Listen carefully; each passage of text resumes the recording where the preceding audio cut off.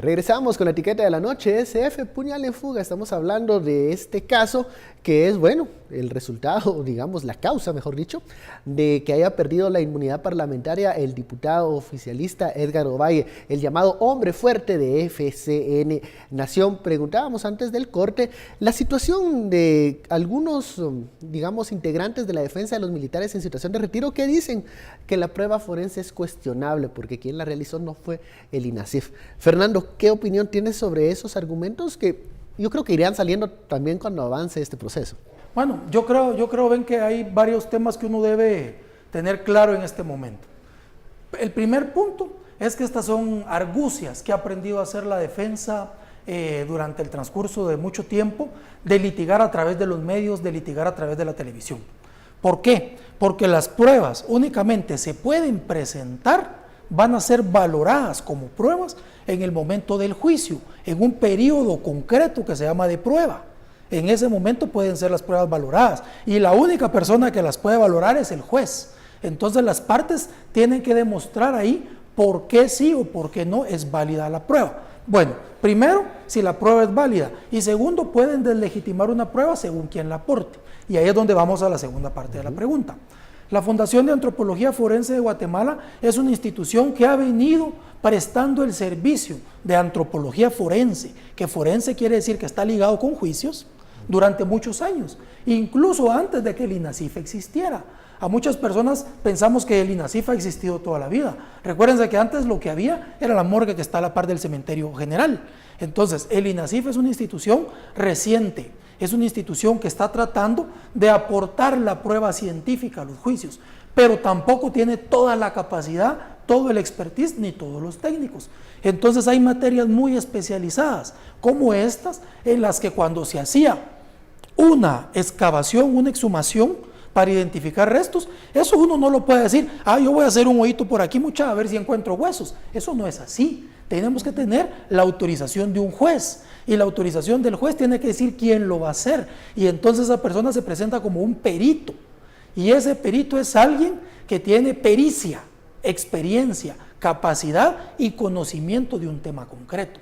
Entonces, decir lo que se está diciendo es una herramienta de desprestigiar las pruebas, pero yo te diría, en el juicio se tiene que demostrar, y estoy convencido que las pruebas fueron tomadas con base en una autorización judicial. Ahí es donde se va a argumentar la validez o no de la prueba. Pero, Andrea, ¿crees que veremos un juicio pronto para los militares en situación de retiro, entre ellos el diputado Edgar Ovalle, o se va a tardar este proceso?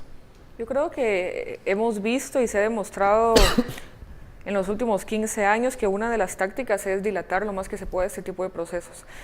El juicio por genocidio del que estábamos hablando hace algunos minutos empezó más o menos unos 13 años antes de que finalmente se llegara a la etapa de juicio, que fue hasta el 2013, pero las cuestiones venían presentándose desde muchísimo tiempo atrás. Ahorita, esto de hace 2 semanas del juicio de Molina Thyssen, recordemos que las capturas se hicieron en enero del 2016 y esto que se ligó a juicio ni siquiera es el juicio, es una de las etapas del proceso, ¿verdad?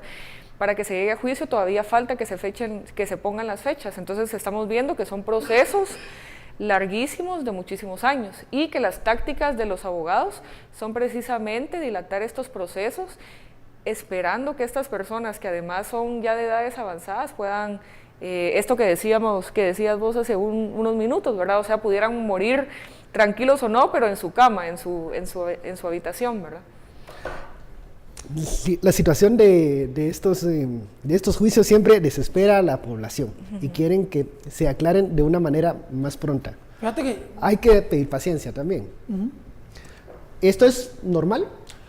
Yo quiero retomar, voy a cerrar una idea de la que planteó Andrea y que hablamos en el corte, y es acerca de la diferencia de lo difícil que resulta un proceso por genocidio y lo que no debería ser tan difícil un proceso por delitos de lesa humanidad.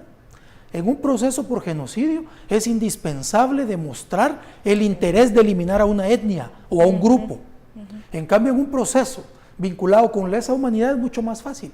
¿Por qué? Porque simplemente hay que demostrar que lo que en ese momento se hizo fue no apoyar a poblaciones, vulnerar poblaciones o cometer delitos vinculados con la guerra. Entonces este proceso debería de caminar mucho más rápido. ¿Pero qué es rápido en Guatemala? Recordemos primero que tenemos un ministerio público cargado de trabajo. Tenemos unos organismos judiciales cargados de trabajo. Y que esto, guatemaltecos, no es casualidad. Porque estas dos instituciones dependen de los fondos del Estado. ¿Y por qué tenemos entonces al sector justicia como uno de los sectores de justicia con menos recursos en América Latina, con menos recursos en Guatemala? Tiene un objetivo y ese objetivo es impunidad de entorpecer procesos. Si nosotros queremos un Estado de Derecho y que los juicios sean como se manda, una justicia pronta, rápida y cumplida, debemos fortalecer financieramente al sector justicia, debemos velar por su independencia y debemos velar porque no haya cooptación a través de partidos políticos. Entonces, lo que estamos viendo ahorita, si ven, es normal. Mientras no cambiemos todas las estructuras, un juicio puede tardar 5 o 10 años. Incluso hay juicios de personas que fueron detenidas y no entendieron por qué estaban siendo detenidas y todavía no han ido a juicio. Y posiblemente el delito porque se les está juzgando era de 1 o 2 años y llevan 5 años en la cárcel. Hablando de los procesos, porque bueno, Guatemala durante esta última semana con el tema de la tragedia en el Hogar Virgen de la Asunción pide resultados prontos, pide una justicia eficaz para hallar a los responsables de esa tragedia. Mientras esto ocurre, a los padres de familia de las víctimas, de las 40 víctimas, se les ha notificado, se les ha entregado los restos, pero en algunos casos, como en el caso que vamos a presentar a continuación, a esta familia se le avisó hace un par de días que su niña había fallecido. Ellos creían, la familia, que la niña se encontraba recluida en otro centro, donde no le daban información. Y nunca les notificaron que fue trasladada al Hogar Virgen de la Asunción por esta desinformación que existe en el sistema de protección a la niñez en bienestar social. Escuchemos a la madre de familia. Yo decía que ella estaba en Gorriones y que no estaba en ese lugar. ¿Nunca fueron notificados ustedes como familiares, como amigos? No. Nunca no supimos nada de ella. Nunca dijeron aquí está o la trasladaron para tal lugar, nunca. La verdad es que es muy triste, ¿verdad? Pero ¿qué podemos hacer ya? Es el testimonio de una madre de familia, lo que les explicaba antes de escuchar estas declaraciones. No tenemos que soltar el tema del Hogar Virgen de la Asunción, porque si nos desprendemos, si nos alejamos en el tiempo, nos va a parecer como una tragedia más en nuestra querida Guatemala. ¿Qué puede hacer para no perder este tema y tener la oportunidad de cambiar un poco el sistema de protección a la niñez que se encuentra en medio de procesos legales, en medio de procesos de custodias o en medio de investigaciones por abusos, por agresiones hacia sus personas? Andrea. Yo creo que algunas organizaciones sociales están tratando de hacer el esfuerzo por mantener esto en el debate. Sin embargo, no sé qué tan efectivo va a ser dentro de unas semanas. Mantenerlo por lo menos dentro de las noticias diarias, pero eso no quiere decir que muchas de estas personas estén realmente trabajando para saber qué va a pasar, no únicamente con la investigación sobre la tragedia y las niñas fallecidas, sino también con todos los demás sobrevivientes que fueron trasladados y además el sistema entero de protección a la niñez. Yo creo que tal vez al final sí, la nueva secretaria parece que está mucho más capacitada de lo que lo estaba el anterior y lo que lo estaba también los que están ahora guardando prisión y los que van a ser, que están siendo acusados por esto. Y entonces habrá que ver cómo las instituciones se vayan a fortalecer en esa materia. Yo no sé, yo sí lo miro un poco difícil y hay que hacer los esfuerzos por mantener esto. Yo creo que van a seguir saliendo bastante información que sigue siendo difusa una semana después, que siguen pasando cosas como este video que acabamos de ver, ¿verdad? Siguen también habiendo filtraciones, no sabemos qué tan confiables son o no, quizás sí, quizás no. Yo creo que la información sigue siendo bastante difusa, pero también hay cosas concretas, ¿verdad? Y es que hay 40 niñas menos y menos de una forma cruel, ¿verdad? Y entonces eso es algo que no tenemos que olvidar. Que no tenemos que soltar. ¿Cómo hacer que este tema siga presente para que la ciudadanía siga reclamando conocer la verdad? Y sobre todo, no solo la verdad, sino buscar una oportunidad para cambiar ese sistema de protección a la niñez, porque si no seguiremos fomentando o permitiendo que existan este tipo de tragedias en el futuro. Sí, bueno, ven, yo quiero hacer una reflexión importante vinculada siempre con el sector justicia, y esta reflexión es que muchos hemos escuchado, se ha dicho, que la justicia es como la serpiente, que pica a los descalzos. Y muchas veces los grandes olvidados del sector justicia, como esta señora y sus hijos, como muchas de las jovencitas que estaban ahí, que eran personas que habían sido víctimas, o eran víctimas de violación, o eran víctimas de abandono, o eran víctimas de maltrato, y por eso habían sido sacadas de sus familias y habían sido trasladadas a un hogar seguro, en un lugar donde el Estado les pudiera dar una vida más digna. Y no, miren qué es lo que pasa. Lo mismo que estábamos hablando del caso de las víctimas.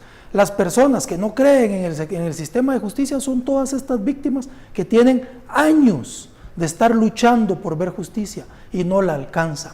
¿Qué casos caminan rápido? Aquellos casos de alto impacto, aquellos casos donde hay personas de nombre. Vemos cómo hay diferencias, que si un banquero es parte de un proceso, a él sí le dan prisión preventiva, pero a otra persona no. A una persona que no tenga la misma capacidad o el pedigrí va a la cárcel.